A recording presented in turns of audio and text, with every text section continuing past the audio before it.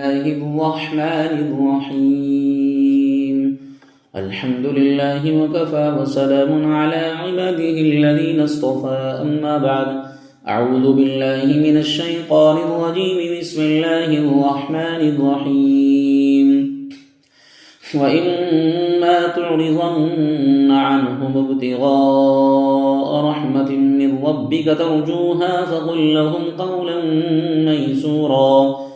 ولا تجعل يدك مغلولة إلى عنقك ولا تبسطها كل البسط فتقعد ملوما محسورا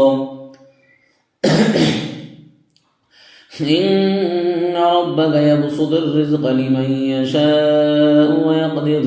إنه كان بعباده خبيرا بصيرا صدق الله العظيم.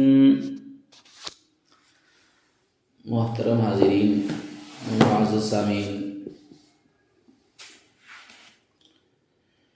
سورہ بنی اسرائیل کی یہ چند آیتیں جو میں نے آپ کے سامنے تلاوت کی ہیں،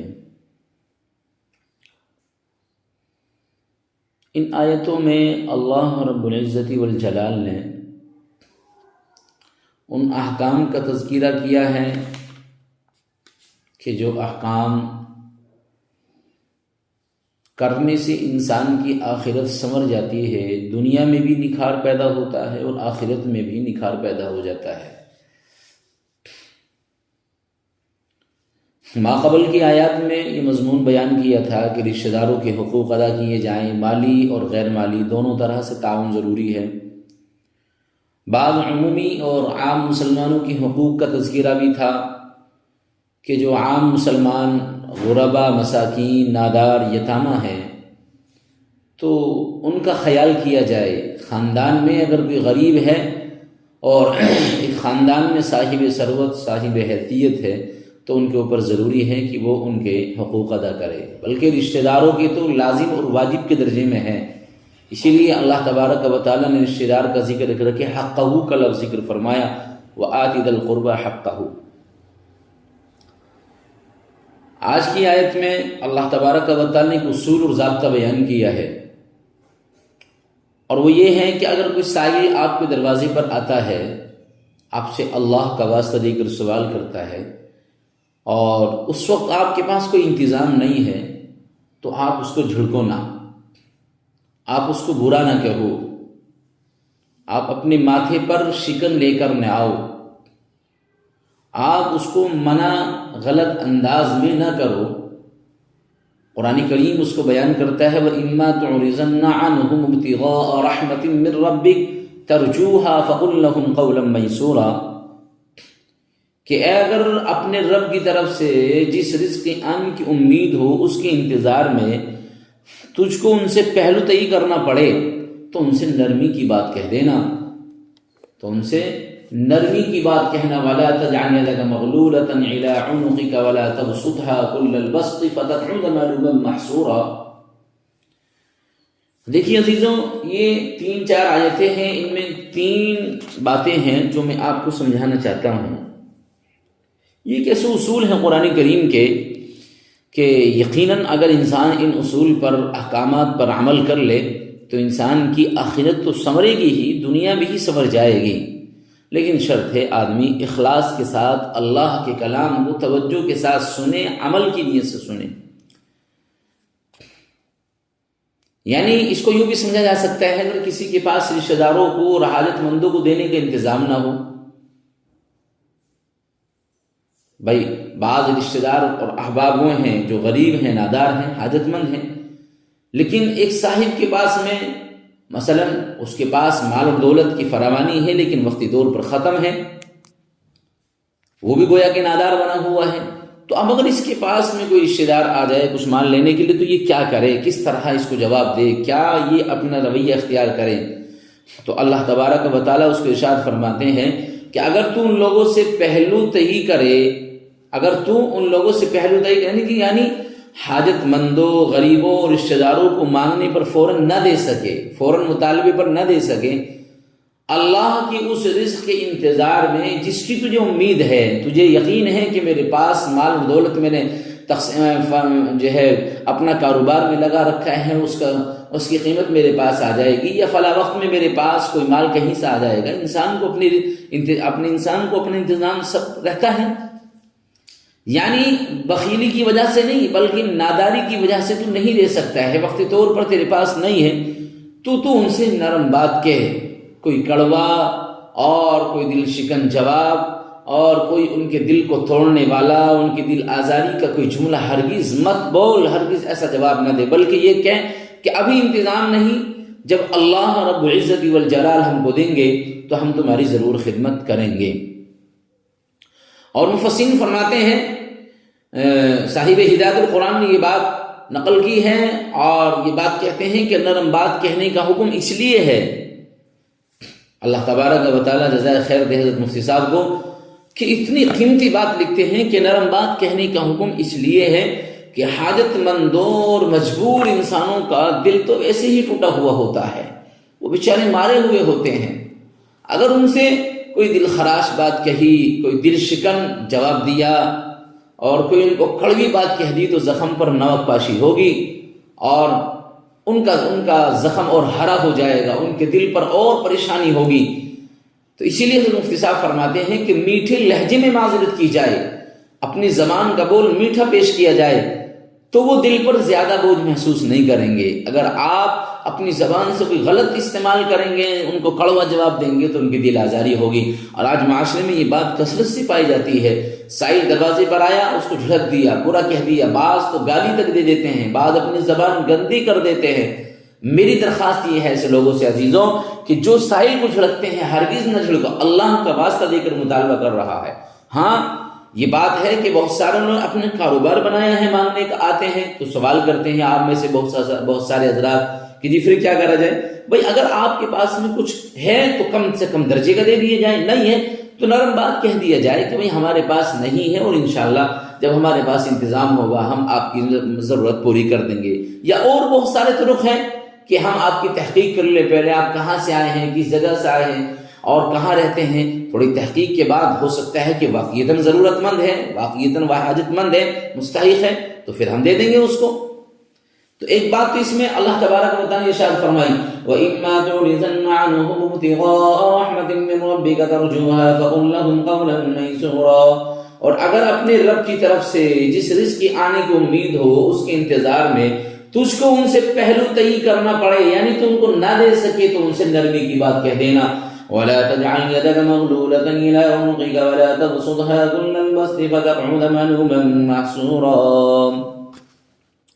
دوسری بات، صحیح مواقع میں اور موقع اور محل پر خرچ کرنے کے لیے بھی ایک ضابطہ ہے اللہ رب العزت والجلال کا۔ باقبل کی آیات میں یہ مضمون تھا کہ آدمی بے جا اسراف نہ کرے، فضول خرچی نہ کرے۔ اسراف کرنے والا وہ شیطان کا دوست اور اس کی برادری کے ایک بھائی ہوتا ہے۔ تو اللہ تبارک و تعالیٰ فرماتے ہیں کہ موقع اور محل میں جہاں ہو وہاں خرچ کرنا چاہیے، اس کا ایک ضابطہ ہے جو اللہ اس کو بیان فرماتے ہیں۔ ضابطہ کیا ہے کہ تو اپنا ہاتھ گردن سے باندھ نہ لے، دیکھیے وَلَا تَجْعَلْ يَدَكَ مَغْلُولَةً إِلَىٰ عُنُقِكَ، کہ تو اپنا ہاتھ گردن سے باندھ نہ لے، یعنی انتہائی کنجوس مت بن جانا، یعنی انتہائی بخیل مت بننا، اور نہ اس کو بالکل ہی کھول دے، یعنی ایسا بھی مت کر کہ جو آیا سو دے ڈالا، ورنہ پہلی حالت میں ملامت کیا ہوا اور دوسری حالت میں تہی دست ہو کر رہ جائے گا۔ پہلی صورت میں سب لوگ کوسیں گے کہ کمبخت، کنجوس، مکھی چوس سے بڑا بخیل ہے، کچھ دیتا ہی نہیں ہے، اور دوسری صورت میں تہی دستی وبال چاند بن جائے گی اور تو ہار کر رہ جائے گا، یعنی جب تیرے پاس کچھ نہیں بچے گا اور تو بالکل خالی ہاتھ ہو جائے گا تو کہیں ایسا نہ ہو تو دوسروں کے سامنے ہاتھ پھیلانے پر مجبور ہو جائے۔ یہ ضابطہ اللہ تبارک و تعالیٰ نے اتنا شاندار بیان کیا ہے عزیزوں کہ اللہ کے راستے میں خرچ کرنے کا بھی ضابطہ اور اصول یہی ہے، اور غریب، یتیم اور مساکین، نادار رشتہ داروں پر خرچ کرنے کا بھی ضابطہ یہی ہے کہ نہ تو اس طرح بن جا کہ بالکل بخیل ہے، کوئی چیز دیتا ہی نہیں ہے اور تیرے پاس مال کی فراوانی ہے، مال اور دولت ہے تیرے پاس میں، لیکن پھر بھی تو نہیں دیتا ہے، یا پھر دینے پر آتا ہے تو اتنا دے دیتا ہے، سب کچھ لٹانے کے لیے تیار ہو جاتا ہے، خود خالی ہاتھ ہو جاتا ہے، اپنے پاس کچھ نہیں رکھتا ہے۔ عزیزو، موقع اور محل میں بھی اعتدال سے خرچ کرنا چاہیے، جہاں موقع اور محل خرچ کرنے کا اعتدال ضروری ہے۔ بالکل ہاتھ روک لینا مومن کی شان نہیں ہے کہ وہ بالکل خرچ نہ کرے، اور جو آیا سب کچھ لٹا دیا، سب کچھ لٹا لینا یہ بھی مصلحت کے خلاف ہے۔ عام مسلمانوں کے لیے ضابطہ یہ ہے کہ میانہ روی اور اعتدال سے خرچ کیا جائے، درمیانی معاملہ اختیار کیا جائے۔ حدیث شریف میں ہے کہ خیر الصدقات ما کان عن ظہر غنی، اللہ کے نبی صلی اللہ علیہ وسلم نے ارشاد فرمایا کہ خیر الصدقات ما کان عن ظہر غنی، بہترین خیرات وہ ہے جو مالداری کی پیٹھ سے ہو، یعنی صدقہ کرنے کے بعد بھی آدمی کے پاس بقدر ضرورت باقی رہے۔ عزیزو ایسا نہ ہو کہ آپ جذبات میں آ کے سب کچھ اللہ کے راستے میں لٹا دیتے ہیں اور آپ کے پاس کچھ نہیں رہتا ہے، نہیں۔ متفق علیہ حدیث ہے، مشکاۃ شریف کا حوالہ دیا ہے، خیر الصدقۃ ما کان عن ظہر غنی، کہ بہترین خیرات، بہترین صدقہ وہ ہے کہ جو مالداری کی پیٹھ سے ہو، یعنی صدقہ کرنے کے بعد بھی آدمی کے پاس بقدر ضرورت مال باقی رہے۔ تو یہ دوسرا یہ ضابطہ اللہ تبارک و تعالی نے ارشاد فرمایا وَلَا تَجْعَلْ يَدَكَ مَغْلُولَةً إِلَىٰ عُنُقِكَ وَلَا تَبْسُطْهَا كُلَّ الْبَسْطِ فَتَقْعُدَ مَلُومًا مَحْسُورًا، اور نہ تو اپنا ہاتھ گردن ہی سے باندھ لینا چاہیے اور نہ بالکل ہی کھول دینا چاہیے، ورنہ الزام خورداد تہی دست ہو کر بیٹھے رہو گے۔ إِنَّ رَبَّكَ يَبْسُطُ الرِّزْقَ لِمَن يَشَاءُ وَيَقْدِرُ إِنَّهُ كَانَ بِعِبَادِهِ خَبِيرًا بَصِيرًا۔ تیسری بات، اہل حقوق پر خرچ کرنے کے لیے ذہن سازی کی جا رہی ہے، جو اہل و عیال پر بھی خرچ نہیں کرتے ہیں۔ بعض ایسے کمبخت بخیل کنجوس ہوتے ہیں جو اپنے اہل و عیال پر بھی خرچ کرنے میں ہاتھ کو روکے رکھتے ہیں۔ اللہ تعالیٰ ذہن سازی کر رہے ہیں تاکہ انسان دل کی رغبت سے خرچ کرے اور محبت اور عقیدت سے خرچ کرے۔ کیا ہے؟ بے شک اللہ تعالیٰ جس کے لیے چاہتے ہیں روزی کشادہ کرتے ہیں اور جس کے لیے چاہتے ہیں تنگ کرتے ہیں، یقیناً وہ اپنے بندوں کی احوال سے پوری طرح باخبر ہے، انہیں دیکھ رہے ہیں۔ یعنی اللہ رب العزت والجلال نے دولت کی تقسیم حکمت اور مصلحت سے کی ہے۔ جس کسی کے مناسب اللہ تعالیٰ سمجھتے ہیں کہ اس کے پاس رزق کی کشادگی کر دینی چاہیے تو وسعت رزق اللہ تعالیٰ مصلحت کے تحت اس کو دے دیتے ہیں، اور اس کے ذرائع بھی جو رزق وسیع کر دیے جاتے ہیں، رزق وسیع کرنے کے ہوتے ہیں،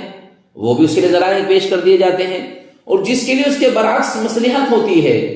یعنی آدمی بخیل اور کنجوس ہوتا ہے، اس کے لیے ذرائع بھی رزق تنگ کر دیے جاتے ہیں۔ جو کچھ ہو رہا ہے عزیزو، کسی کے پاس مال کی زیادتی ہے، مال کی فراوانی ہے، کسی کے پاس کمی ہے، کسی کے پاس زیادہ ہے، کوئی اعتدال پر ہے، یعنی سارا نظام عدد نہیں ہے، یہ بغیر کسی حکمت اور مصلحت کے نہیں ہے،